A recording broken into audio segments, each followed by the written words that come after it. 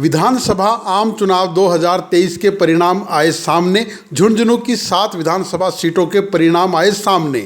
भाजपा के विक्रम जाखड़ ने नवलगढ़ विधानसभा सीट पर जहां सीएम के सलाहकार डॉक्टर राजकुमार शर्मा को हराकर करीब 20,000 से ऊपर वोटों से जीत हासिल की है। जीत हासिल करने के बाद विक्रम जाखड़ ने मीडिया से रूबरू होते हुए कहा कि नवलगढ़ अब भ्रष्टाचार और गुंडागर्दी से मुक्त होगा। और नवलगढ़ के सभी कार्यकर्ता, नवलगढ़ के सब समाज एक साथ जुट करके, और अब की बार पहले ही तय कर लिया था नवलगढ़ में अब की बार कमल खिलेगा। और भारतीय जनता पार्टी के वरिष्ठ पदाधिकारी, संगठन के लोग, सर्व समाज एक मंच पर बैठकर पहले से ही तय हो गई थी कि नवलगढ़ में कमल खिलेगा।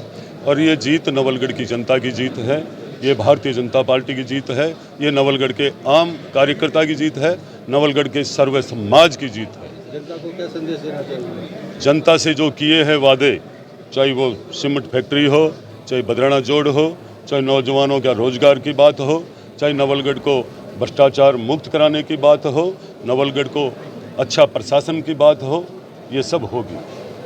झुंझुनू विधानसभा सीट से कांग्रेस के ब्रजेंद्र ओला ने जीत हासिल करते हुए कहा कि जो भ्रांतियां फैली हुई थी कि कभी भी परिवहन मंत्री नहीं जीतते हैं, उसको तोड़ते हुए जनता ने उनको समर्थन दिया और उन्होंने करीब 27,000 से भी ऊपर मत हासिल करके जीत हासिल की है। ब्रजेंद्र ओला ने बताया कि झुंझुनू विधानसभा के जो भी विकास के कार्य रुके हुए हैं वो पूरे करवाए जाएंगे। पार्टी की सरकार ने जो काम किया, झुंझुनू की जनता ने जो सहयोग दिया, उनको मैं श्रेय देना चाहूँगा। जैसा कि पिछली बार ये माना जा रहा था कि परिवहन मंत्री कभी नहीं जीतते, इस बार आपने रिकॉर्ड तोड़ा, इस बारे में क्या कहेंगे? ये झुंझुनू विधानसभा की जनता ने तोड़ा है रिकॉर्ड। मैं उनको इसके लिए बधाई देता हूँ। तो झुंझुनू में ऐसे कोई विकास के कार्य जो अधूरे पड़े हो जो पूरा करवाएं? एक तो हमारा नेशनल हाईवे जो दिल्ली को जोड़ता है वो अधूरा पड़ा है। ये भारत सरकार का प्रोजेक्ट है और ये यूपीए सरकार ने मंजूर किया था जब ऑस्कर फर्नांडिस भूतल परिवहन मंत्री थे। 3 मार्च 2014 को ये एनडीए की सरकार आई मई में, उसमें का मंजूर किया हुआ काम है और वो हरियाणा के बॉर्डर पर आके अटका हुआ पड़ा है। ये जो और ब्रिज है जयपुर रोड पर, ये भी रेलवे अपने हिस्से के पैसे नहीं दे रही है, इसलिए वो रुका पड़ा है। तो इनको भी आगे बढ़ाएंगे, इसके लिए जो भी कदम उठाने पड़ेंगे वो उठाएंगे। हमारी सूरजगढ़ विधानसभा से कांग्रेस के श्रवण कुमार ने पूर्व सांसद संतोष अहलावत को करारी शिकस्त देते हुए कहा कि अब जनता के काम नहीं रुकेंगे। जब पूछा गया कि जनता को आप क्या संदेश देना चाहेंगे तो श्रवण कुमार ने चुटकी लेते हुए कहा कि अब 5 साल तक संदेश ही देने हैं, मैसेज देने हैं, इसके अलावा और क्या करेंगे। सबसे पहले सूरजगढ़ में हमारे पानी की बहुत कमी है। वहाँ कुंभा लिफ्ट योजना का पानी की फर्स्ट प्रायोरिटी होगी और उसके बाद चिकित्सा, शिक्षा, बिजली, पानी, ये तो मूलभूत आवश्यकता ही। लेकिन हमारा मूल उद्देश्य एक ही है कि सूरजगढ़ के प्रत्येक गली गली, मोहल्ले मोहल्ले, मजरे मजरे पानी आए, मीठा पानी आए और जनता उसका उपभोग करे। ये मेरी पहली प्रायोरिटी है। ये कोई पॉइंट नहीं है। जब बिजली भाखड़ा से आ सकती है तो पानी हरियाणा से आने को दिक्कत नहीं आएगी।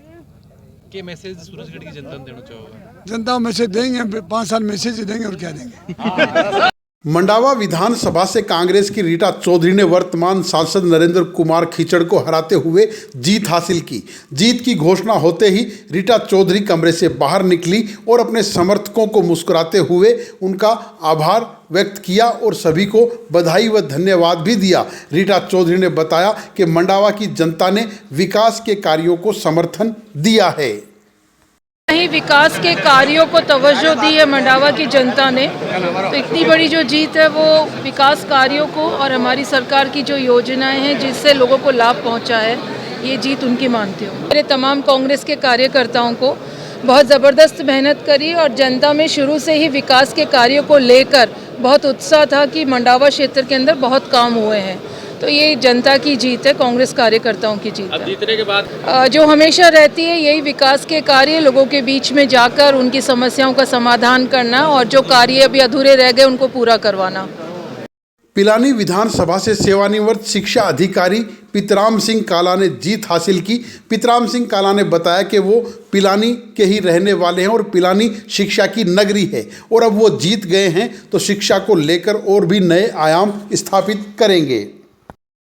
वहीं हम आपको बता दें कि खेतड़ी से भी भाजपा के प्रत्याशी ने जीत हासिल की है और उदयपुर वाटी क्षेत्र से कांग्रेस के भगवानाराम सैनी ने भाजपा के शुभकरण चौधरी को जीतते जीतते वापस पटकनी देते हुए अंत में शाम होते होते करीब 418 वोटों से जीत हासिल कर रहे थे, मगर बाद में शिकायत के बाद रीकाउंटिंग की बात चली और रीकाउंटिंग हो रही है। खबर लिखे जाने तक उदयपुर वाटी क्षेत्र के परिणाम नहीं आए। फिलहाल झुंझुनू में 5 कांग्रेस की सीटें मानी जा रही है और 2 भाजपा की। अगर उदयपुर वाटी क्षेत्र की सीट कांग्रेस के खाते में आती है तो